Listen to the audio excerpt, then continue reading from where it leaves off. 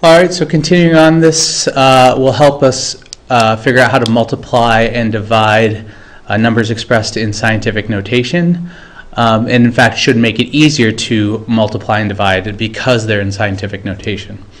So let's look at the first one. If I think of this as 1, 2, 3, 4 numbers, right? The first number is 3.54, and I'm multiplying that by 10 to the 4th, which is 100,000, 10,000, right? So times 10,000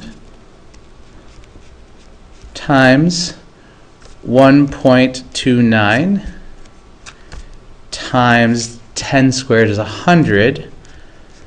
Well, in some ways, it might. There's some numbers here you should be able to just multiply.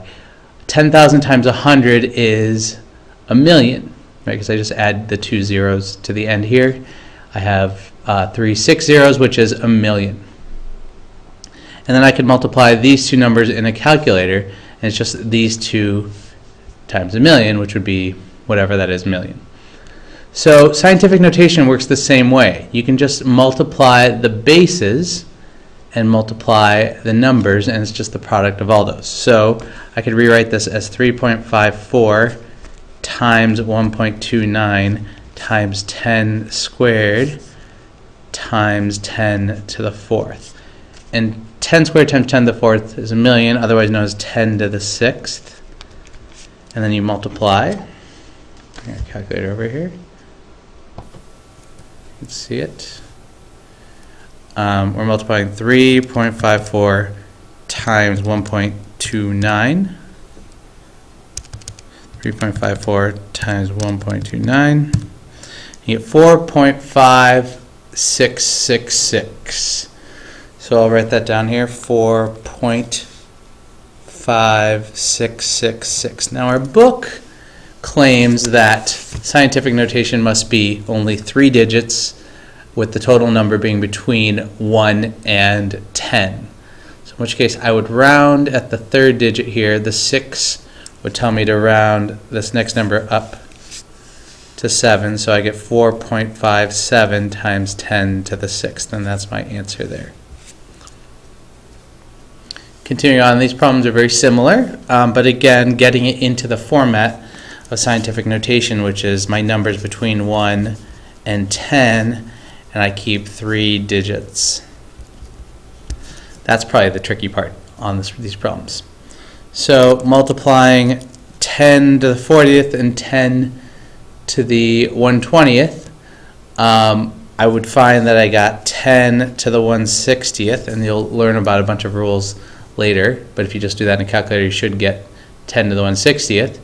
And if you multiply the two other numbers together, 6.54 times 41.9, you multiply that together, you get 274.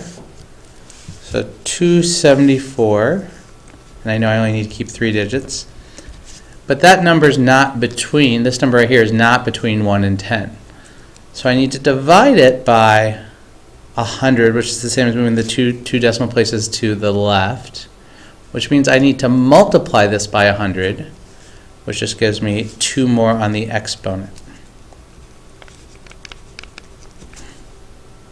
That's my number. Moving on to the next one. 25 times 10 to the 16th divided by 5 times 10 to the 14th. Well, for those that sort of are like, wait, I have this calculator, why can't I just type it in? Let's see what happens when you do that. 25 times 10 raised to the 16th, and that should all be in parentheses. So let me insert a parenthesis here. And that whole thing is divided by parentheses 5 times 10 raised to the 14th power. Hit enter, and you get 500. Okay, so 500, fine. Write that in scientific notation. You need to move the decimal over 2 because you need to keep it between 1 and 10. So you have 5.00, and because I divided that by 100, I now need to multiply it by 100 on the outside, which is just 10 to the 2nd. And that's my solution.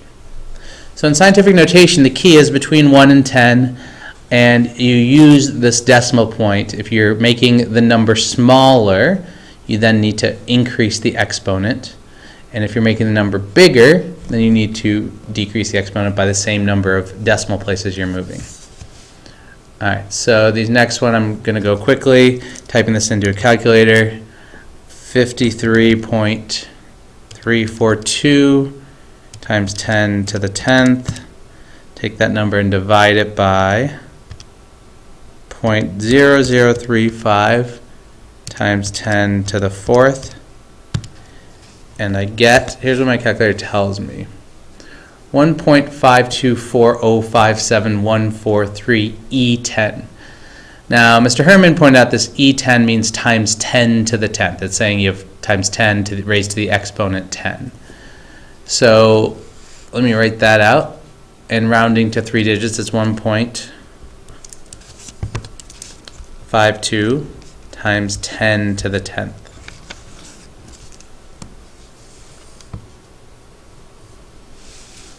Moving on to these next ones. Now this is a little bit different because I'm subtracting, and I'm subtracting things that are not of the same base. Now one way to think of this is, if I subtracted 2 times 10 to the 1st, and I subtracted 2 times 10 to the 2nd, is that 0? Well, let's write this out. 2 times 10 to the 1st is just 20.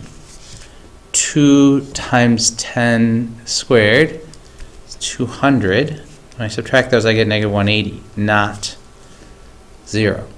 So I need these bases to be the same if I'm going to subtract the coefficients. So let's see what we need to do that. I want to convert these. You can either convert them to 16ths, 10 to the 16 or 10 to the 14. It's up to you. Why don't I convert 10 to the 14?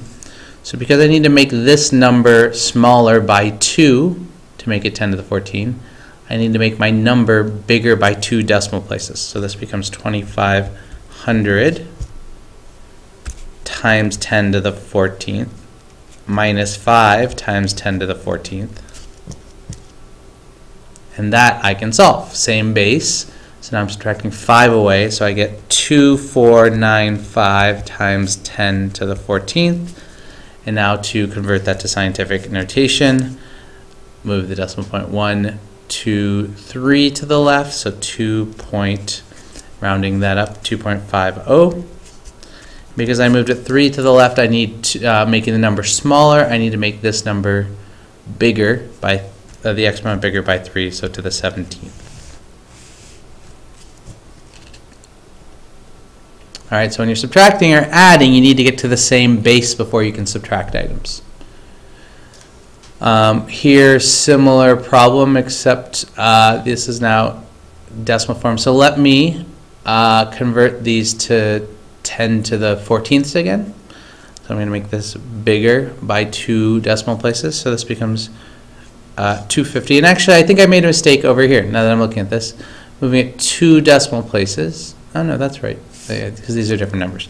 So this is 250 times 10 to the 14th plus 0.0445 times 10 to the 14th. So a very little amount that I'm adding to 250, and in fact it becomes 250.0445 times 10 to the 14th, because I'm just adding the numbers with the common base. So rounding that to scientific notation, it's still just 2.50 times 10 to the 14th. So you'll see that it's actually no different than, times 10 to the 16th, right? Because I moved this 2 decimals to the left, so I need to increase my exponents by 2. So you'll see this number is no different than my original number because I'm adding such a small amount, it almost doesn't matter, does not impact the answer in scientific notation because these numbers are so large. Alright, looking at this one, and actually these last two are the same, so we don't need to look at those, and that is that.